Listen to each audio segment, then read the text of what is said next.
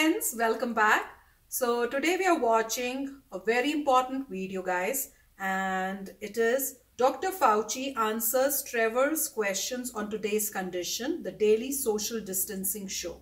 So guys, we already know the condition, and as you also are aware of, in USA the condition is not good at all, and the amount of cases that have been found have become so many that now USA is the first, I guess, in the rating, which is very alarming and very serious matter. But the good thing is that people are following the advice that is being given, which is staying inside the house and only going if it is an emergency. And that is exactly what we would request you all in India also to do. Because looking at US, which has so many facilities, it's a rich country, its population is not that much. It's got the best medical system in the world, I would say. And even after all that, the condition of US is not that good. So we need to be very careful in India, guys. We are really worried about India. So we need to be very careful. So do please stay at home no matter what. Try not to go outside of the house at all. That is our request to you all. And that is exactly what we are also trying to follow. So as we all know, Dr. Fauci is an Italian American and he's an expert on infectious diseases. So we really need to listen to this and see what he has to say about this. So I'm guessing that Trevor is going to ask some questions, and I'm sure we all have those questions. And Dr. Fauci is going to go ahead and answer those questions. So guys, let's go ahead and watch this video. But before that, if you're new to the channel, make sure to hit the subscribe button and the bell icon so that you get notifications of all our videos as soon as we upload them. And after watching today's video, if you like it, then click the like button and share the video with your friends and family. So okay friends, let's go ahead and watch this video. Dr. Fauci, thank you so much for joining us on the Daily Social Distancing Show. How are you? I'm very well, thank you. Very well.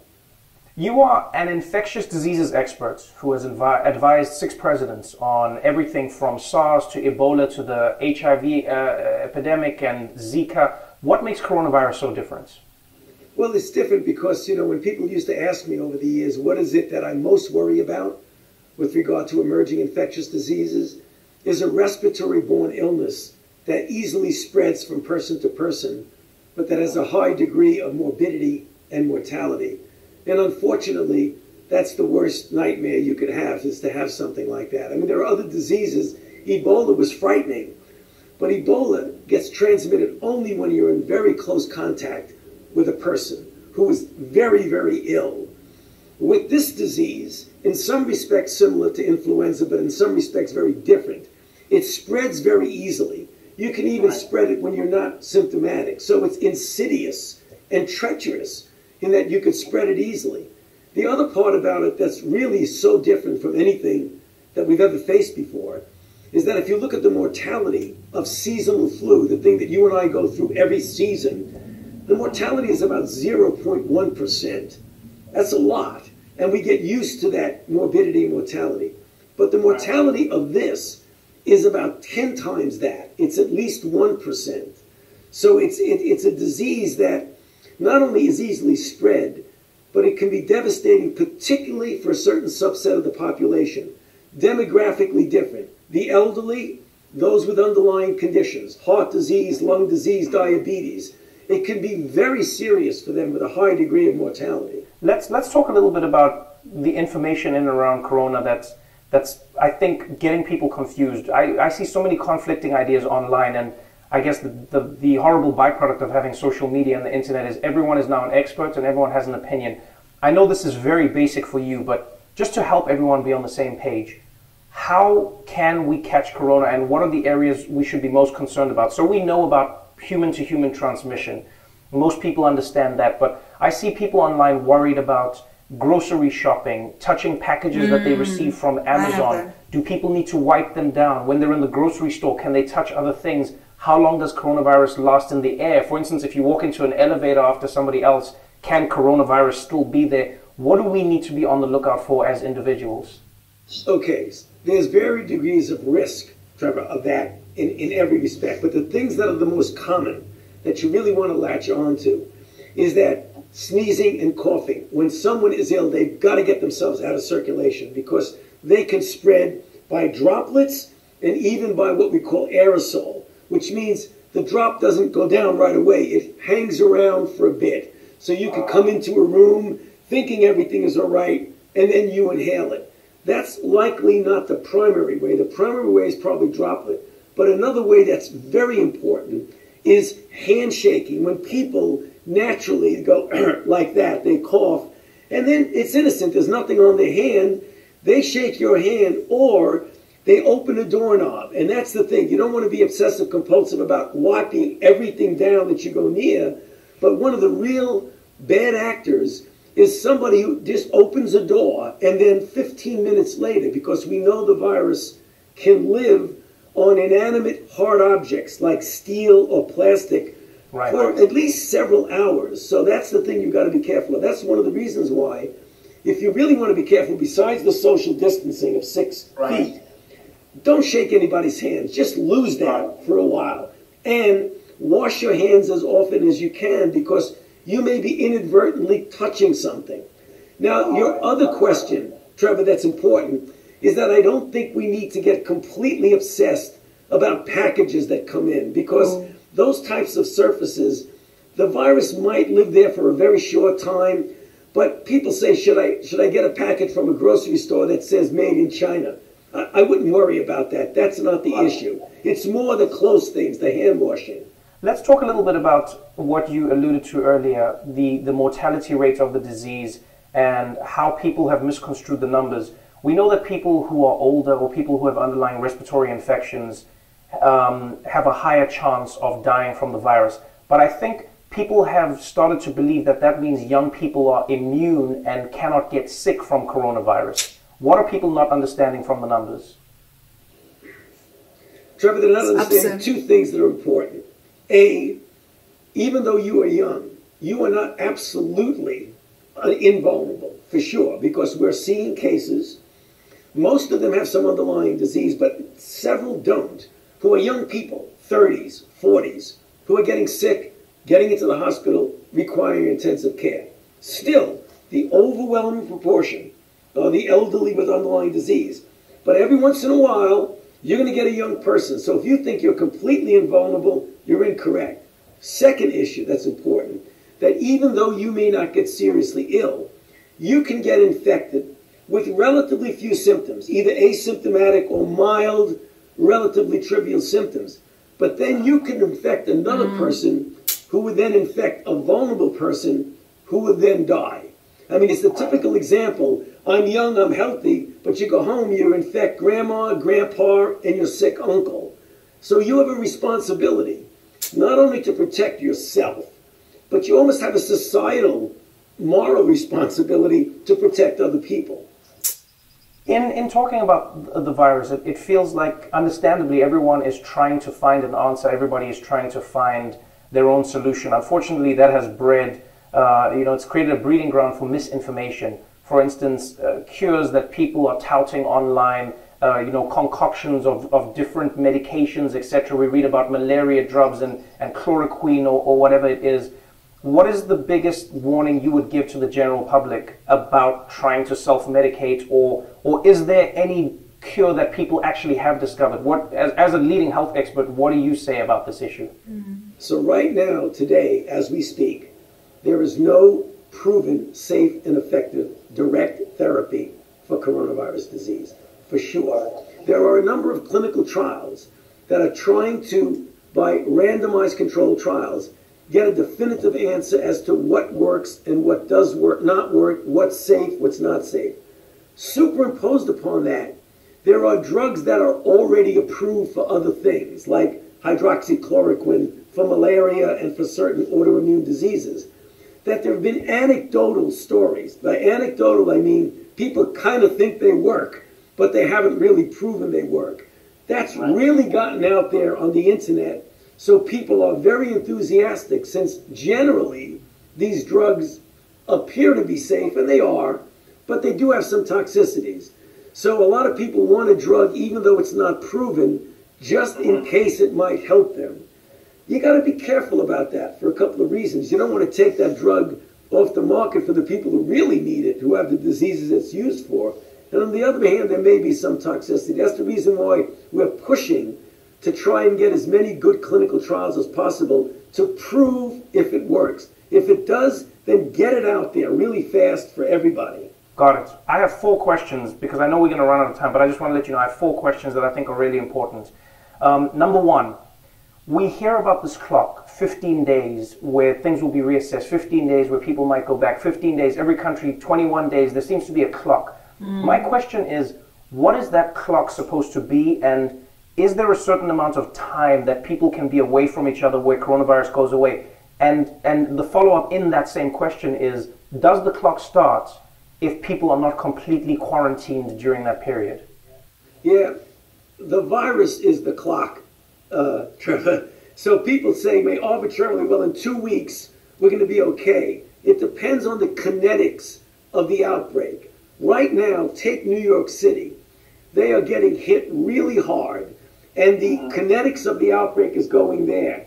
You can't predict when it'll make that turnaround and start coming down. In general, if you look historically at countries that have been through the whole cycle, in China, it was about 8 weeks or so before it went way up and then way down. In Korea, the same thing. So if you look at each individual country, and being a big country as we are here in the United States, we're almost like a lot of little countries. Like New York in itself can be considered a country. California can be considered a country. So it's unpredictable about when you can say this cycle. It's usually measured in several weeks. Sometimes when you're into the cycle, you may only be 2 to 3 weeks away before it starts to turn around. Right. Okay, so then to that point, that's then my second of the 4 questions. Second question is New York City really harder hit, or is New York's testing making the numbers spike up? That's and what is I this was something that saying. we're going to see start trending throughout America? Well, a couple of good questions right in there. New York is more hardly hit for sure. The nature of the city, the crowding of the city, the fact that you get the beginning of your outbreak when you get influx from other countries. China was the index country that came in. New York is a travel hub of the country, so clearly we had a lot of cases come in. By the time they realized what they were dealing with, they had already gotten a sucker punch, and they really were playing catch up. They didn't do anything wrong. They're not very different except that they're a big, robust city, and because of that, they're getting hit hard. Okay, and then this second last question is with regards to reinfection and immunity. We talk about people who have it and are asymptomatic. We talk about people who are recovering, and we're starting to see those numbers grow around the world. Do we know yet if getting corona and surviving corona means that you're now immune to the disease, or is there a chance of reinfection? We don't know that for 100% certain because we haven't done the study to see re-challenges, whether they've been protected. But I feel really confident that if this virus acts like every other virus that we know, once you get infected, get better, clear the virus, that you'll have immunity that will protect you against reinfection. So it's never 100%, but I'd be willing to bet anything that people who recover are really protected against reinfection. Okay, and then our final question, and thank you so much for your time. I really hope everyone understands how important it is to listen to you. Final question with regards to the government, the CDC, the NIH, and all of the units working together.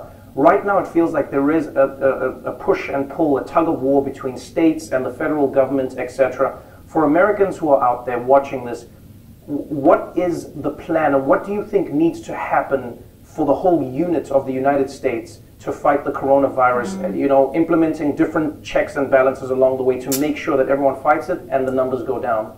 Well, that's a very good question. Things are implemented at the state and local level.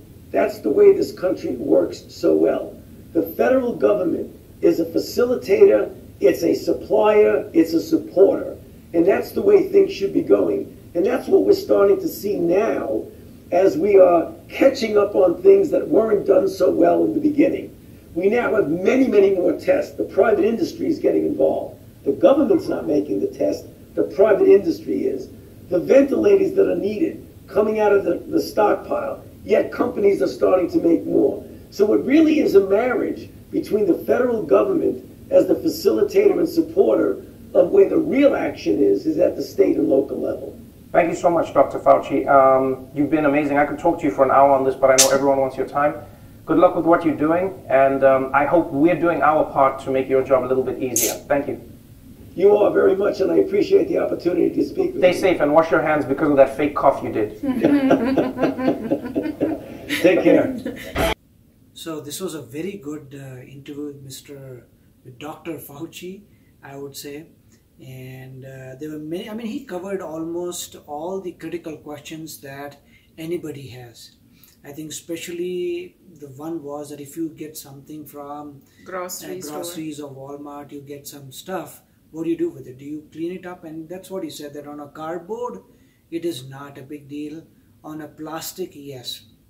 On a plastic or steel, the virus can live longer for a couple of days, but not on cardboard. And almost, I would say 90% of the thing is cardboard. Yeah, there can be some plastic, so we probably need to be a little bit more careful about that. And then the other point that everybody at one point was contemplating that, hey, if I get sick, am I like immune? And I think he did say, but in his other interviews, he said something for variation, where he said that, yes, you will be immune, but only for a certain time. It's not like you're immune forever. So he said, yeah, you will be, because the virus keeps on mutating. That's what he was saying. I mean, not at here, this, in different at this time, he's saying this virus is not mutating, which means once you get the vaccine is going to be very effective. But when we look at flu, right, in US and in Europe, which are mostly colder countries, flu comes every year. There's a flu season that starts around October, November, and that goes till March or so. And in that flu season, people get the vaccine. So yes, there is some vaccine against the virus, but that vaccine is only effective so and so percent. Sometimes it's 10% effective, sometimes 20% effective, because nobody knows whether the virus would have mutated when it attacks you. So every time the flu virus comes, and it's a different kind of genome, different kind of it's a mutation of the original flu. So it is not 100% match, and as long as our vaccine is a good match, everybody is protected. If not, then they are not. And flu is like an enhanced version of a cold, and if you get very sick, then yeah, you go to the hospital, you have pneumonia and so forth. So that's why many people in the US don't get vaccinated, because they say, hey, the chance of your vaccine working are already low, but it is recommended that you should always use a vaccine. So going back to this, I mean, Dr. Fauci did clarify almost all the doubts. And there was another question that, when do you think this is going to end? And that is what he answered, that after 8 weeks or so. So the time when your country gets infected, after 8 weeks or so, it is possible that you may see the downfall, and the downturn also takes 8 weeks. So 8 weeks, like 2 months. So in 2 months' time, it will reach the peak, it will, and then start going down. So within, I mean, according to what he said, that mostly after 2 months, you will see that the stuff, it's going to start to go down. And then it'll take 2 more months finally for this to just clear out, and like what's happening now in China, Wuhan, where they are reopening the country out. So there was another, news today that the president is probably thinking of quarantining the whole of New York. Yeah. And there's a lot of tension going on, because quarantine means that nobody can get in and nobody can get out. Because most of them were going to Florida. What I heard was that many people from New York were now going to Florida. So they don't want, people traveling who are infected and then create problems in Florida. Yeah, so quarantine means that nobody will be able to enter or leave the state, which will be kind of difficult, because examples were given was like postal mail has to come, food has to come. It's not like all the food is created in New York, so a lot of food has to come. So there is a lot of debate that will occur, and the concept was similar to the quarantine that took place in Wuhan, where they just stopped everybody. But thankfully here there's democracy, so we will see what's going to happen. There'll be some kind of better version of self-quarantine that already every state is, almost all the states, even Colorado is doing self-quarantine, that hey, please don't go out unless it is very critical. And so very informative and very good video. I think instead of searching the internet for 1,000 things, I would say just in this small video, all the critical points were answered by the expert, by the US expert. So that's really great. Yes, friends. So we hope you found this video informative. The questions that Trevor asked, those were the same questions that I had in my mind. The first most important was regarding the grocery, that when we are picking the groceries, I've heard so many people, now we don't have sanitizing wipes. So we are really worried because everybody had already bought them. So there's nothing available in the stores. We don't even have hand sanitizer at home. So our concern was that, like other people have been doing, they've been bringing groceries and cleaning them with their, disinfecting wipes. We don't have that. So what do we do? So he clarified that no, you don't need to clean those things. You are pretty okay with that. The only thing important is don't come in close contact with people who are infected. Make sure you're washing your hands many times. But of course, if you're staying at home, that doesn't need to, you don't require that. When he says washing your hands, that's if you're going outside, right? And you're going outside and then coming back. Like, for example, you're going for grocery shopping or you're going to offices because you're in that critical, employment areas where you need to go and things like that. So those are certain things that he did say. And he clarified everything because there's so many, as they said, rumors going around, do this, do that. So guys, if you're in India, don't believe in them. There is absolutely no, medicine as such that can cure it. The only thing is just stay healthy, eat healthy, stay at home and spend your time, happily at home and just hope for the best. Things are going to go, back to normal soon, hopefully. But especially if you're in India, don't take things lightly. I know that the number of cases are very less. I think they're like about 900 something the last time I saw today. So take that. It's good to hear that they're not going high. But as you've seen in US, there has been a sudden, spike in the numbers. And now every day it's like kind of doubling, I should say. So just be very careful because this is a disease that's going to spread very, very fast. So stay at home. Do not go out for any reason whatsoever.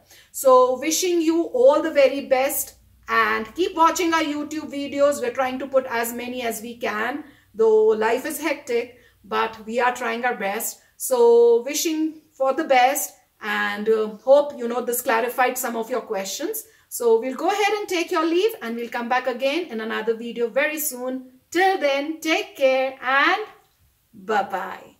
Oh, and if you're new to my channel, don't forget to hit that subscribe button and hit the bell icon so it notifies you when I put in my new video for you to enjoy. Bye!